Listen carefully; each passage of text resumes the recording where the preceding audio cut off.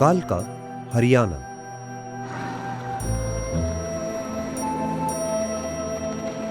संजय कुमार छोटे से शहर कालका में मूंगफली बेचकर रोजी रोटी कमाते थे। संजय कुमार की बेटी सुनीता अपनी पढ़ाई खत्म करने के बाद एक निजी टेलीमार्केटिंग कंपनी में नौकरी कर रही थी। अपने घर की आर्थिक स्थिति सुधारने के लिए वो दृढ़ता से काम कर रही थी।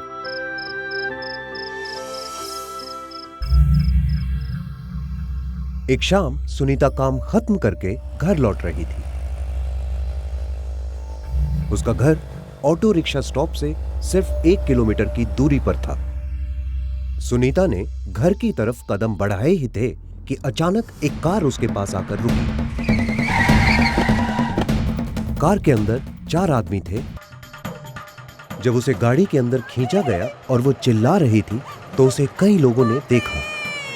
वो यहीं से उठाई गई थी, यहीं से पता लगा था, यहीं से उठाई गई। जब उसको उठाने लगे होंगे तो वो लड़की चिल्लाई, तो 3-4 आवाज मैंने उसके मुंह से सुना, मम्मी मम्मी मम्मी। सुनीता की मां को उसके घर नहीं लौटने पर चिंता हो रही थी, इसलिए हड़बड़ाहट में वो भी उसी जगह की तरफ भागी। मैं तो भागी यहाँ से। क्या हो गया, क्या हुआ है यहाँ पर? फिर लोगों ने कहा कि एक लड़की को उठा ले गए, उसका पर्स पड़ा है, चप्पल पड़ी है। मैंने बोला दिखाओ, मैंने देखा ये तो मेरी बेटी की है। मेरी बेटी भी इसी समय आती है ड्यूटी से। वहां मौजूद लोगों ने तुरंत पुलिस को अपहरण की खबर कर दी थी।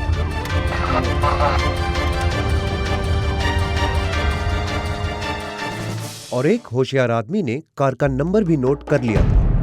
ये भी इंफॉर्मेशन हमें मिली थी पुलिस सोर्सों के थ्रू कि ये हिमाचल में एंटर कर गए हैं, तो हिमाचल पुलिस को भी ऑन फोन और वीटी दी गई। एसपी पंचकुला ने टेलीफोनिकली मुझे और डीएसपी परवाणु को सूचित किया, जिस पर मैंने डीएसपी परवाणु, एसएचओ धर्मपुर और एसएचओ परवाणु, बाकी तमाम ज़िला सोलन के सभी थाना प्रभारियों को निर्देश दिए कि वो अपने अपने क्षेत्र में नाकाबंदी करें। हरियाणा के पंचकुला और हिमाचल के सोलन जिले के पुलिस बल ने सड़कों पर अपना जाल बिछा दिया था। तीनों सरदार जी ने पैसे लिए, 30 रुपए उन्होंने दिए। लड़की बैठी थी, 4 लड़के थे, ये नहीं पता था भी कौन। हिमाचल प्रदेश के धर्मपुर थाने के इंस्पेक्टर जगदीश ने चेकपोस्ट की ओर बढ़ना शुरू किया। ठीक उसी वक्त अपहरणकर्ता की गाड़ी भी धर्मपुर चेकपोस्ट की तरफ ही आ रही थी। चेकपोस्ट की तरफ से पुलिस की गाड़ी को अपनी ओर आता देखकर अपहरणकर्ता घबरा गए और उन्होंने अपनी गाड़ी मोड़कर भागने की कोशिश की, लेकिन ड्राइवर ने नियंत्रण खो दिया और कार एक ट्रक से जा टकराई।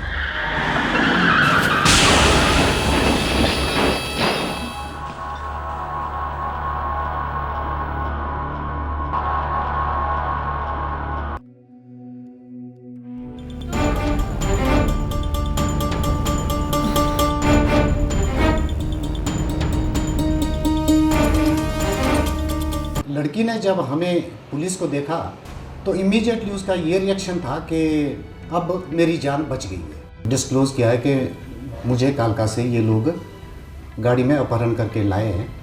इमीडिएटली कालका वालों को हमने इन्फॉर्म कर दिया था। सुनीता को प्राथमिक उपचार के बाद वापस उसके घर कालका छोड़ दिया गया।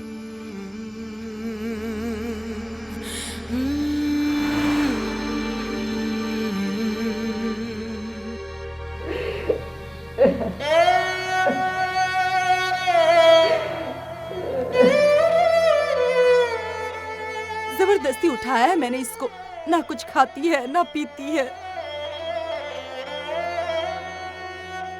विक्रांत, सुनील और मदन तीनों अपहरणकर्ता इस वक्त पुलिस की हिरासत में हैं और चौथा सुशील, जो एक्सीडेंट के बाद भाग निकला था, पुलिस उसकी तलाश में है। जो बेसिक इंटेरोगेशन की है उसमें यही पता चला है कि ये मोस्टली यूपी के रहने वाले हैं और आर्मी में पहले काम करते थे, वहाँ से नौकरी से बर्खास्त हैं।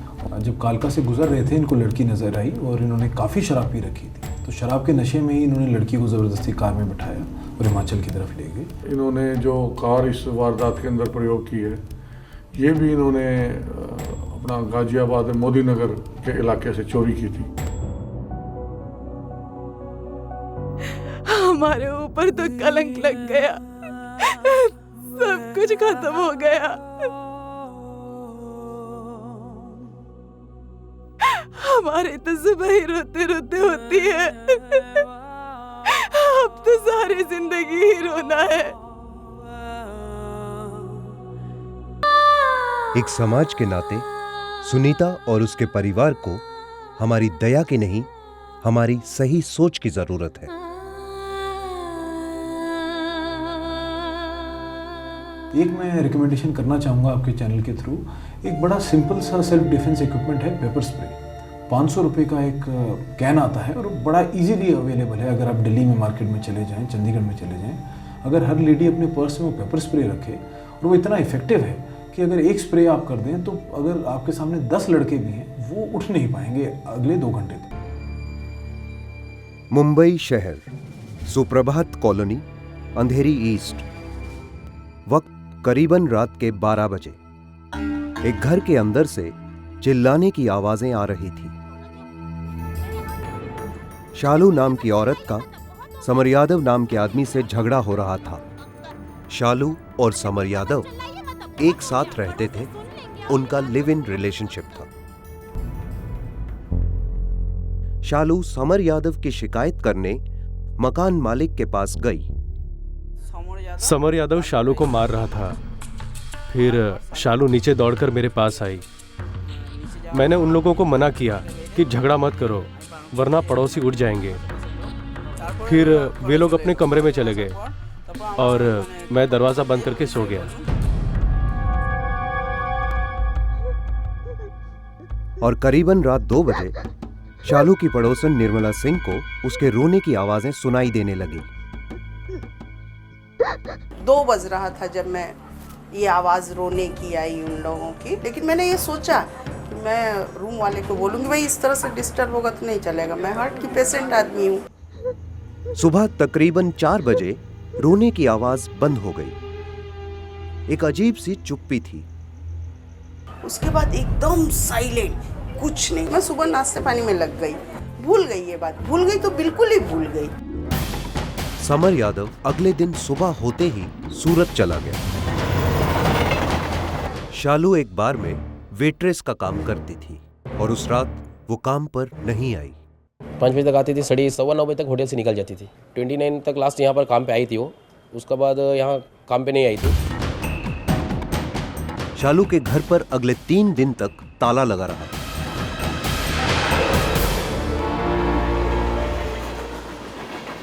समर यादव 3 दिन बाद घर लौटा। समर की चाबी कहीं खो गई थी। उसने मकान मालिक से दरवाजा तोड़ने के लिए कोई औजार मांगा। समर यादव ने मुझसे पूछा कि शालू तुम्हें चाबी देकर गई है क्या? तो मैंने कहा नहीं। फिर उसने कहा ताला तोड़ना पड़ेगा।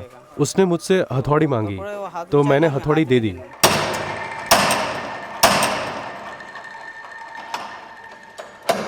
घर का दरवाजा तोड़ने के बाद जब समर अंदर आया तो उसे अपने साथी शालू की लाश मिली। ताला तोड़कर मेरे पास आया और मुझसे कहा कि मेरी बीवी मर गई है, मैं क्या करूं? और फिर समर यादव ने MIDC पुलिस थाने में फोन करके शालू की मौत की खबर दी। पुलिस की टीम जल्द ही बताए गए पते पर पहुंच गई। ऊपर हॉस्पिटल में भेजा पोस्टमार्टम के लिए। पोस्टमार्टम में रिपोर्ट में डॉक्टर भी कंफ्यूज था कि उसका इतना डिकम्पोज बॉडी था कि उसको कोई इंजरी दिखने को तैयार नहीं था। पुलिस ने एक डिसाइड किया कि ये मर्डर है, क्योंकि उसका जो पीछे के साइड में जो इंजरी था वो इंजरी से मालूम पड़ता था, क्योंकि उसको मार के उसको ये चला के निकल गए ले। पुलिस के मुताबिक उस रात झगड़े के बाद ही समर ने शालू की हत्या कर दी। उसने खुद ने कबूल कर दिया कि ये मैं 29 नाइट को और 30 की सुबह इंटरव्यू नाइट को मैं और मेरा औरत का झगड़ा हो गया। उसके बाद में वो लोग ने 1.5 और 2 के बीच में उसने अपने औरत को साड़ी से लेके उसको गला ये किया, गले के बीच जाके दबाया, मारा, साड़ी से स्ट्रैंगुलेशन किया। सुबह 8:30 बजे उठ के 30 तारीख को और सीधा रेलवे स्टेशन गया, उधर ट्रेन पकड़ के सूरत गया।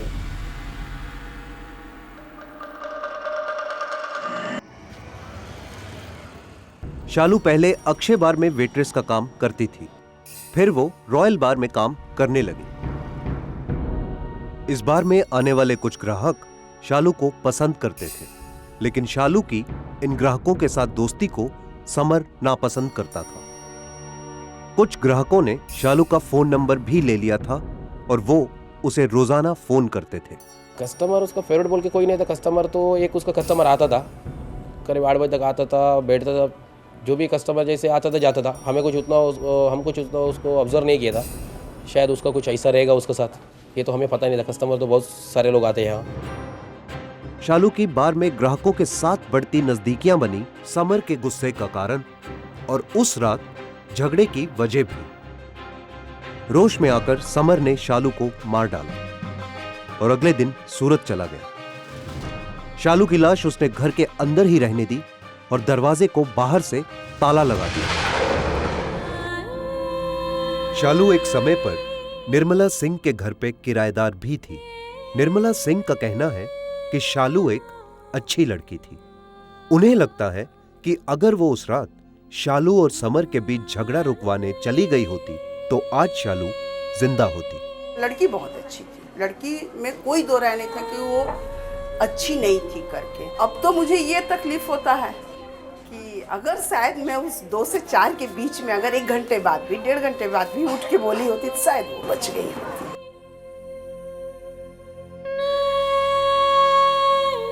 शालू काम करती थी और अपनी बेटियों की पढ़ाई के लिए घर पर पैसे भेजती थी। मुझे बोली माँ मैं जनवरी 2 तारीख को पैसा भेज दूंगी। न तो पैसा भेजी और ना ही उसका फोन आया। शालू का शव उसकी मां के हवाले कर दिया गया और मां ने ही उसका अंतिम संस्कार भी किया।